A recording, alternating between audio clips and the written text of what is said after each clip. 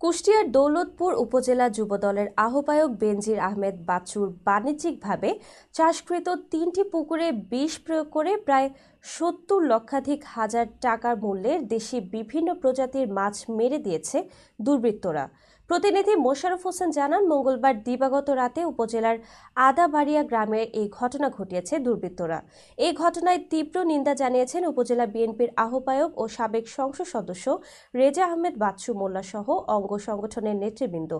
স্থানীয়রা জানান, উপজেলা যুবদলের আহ্বায়ক বেনজির আহমেদ বাচ্চু দীর্ঘদিন ধরে পুকুরে মাছ চাষ করে আসছেন।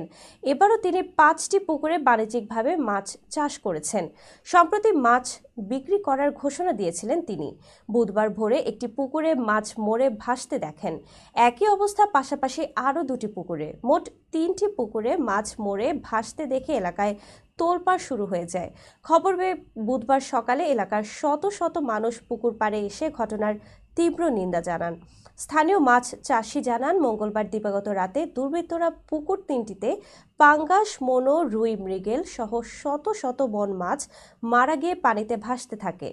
বিষ অথবা গ্যাস ট্যাবলেট দিয়ে মাছগুলোকে মেরে দেওয়া হয়েছে প্রাথমিকভাবে মনে করা হচ্ছে। পুকুর 3টি আর কোনো মাছ জীবিত নেই।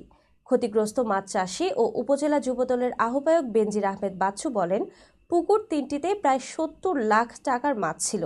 পুকুরের 10 থেকে 15 ওজনের চিতল, রুইসহ বেশ কিছু মাছও ছিল। তিনি বলেন, আমাকে আর্থিকভাবে দুর্বল করার জন্যই পূর্ব পরিকল্পনা মাফিক এ ঘটনা ঘটানো হয়েছে। আমি আইনের প্রতি শ্রদ্ধাশীল। এ বিষয়ে আইনগত ব্যবস্থা গ্রহণ করব। দোষীদের শনাক্ত করে আইনের আওতায় আনা হোক।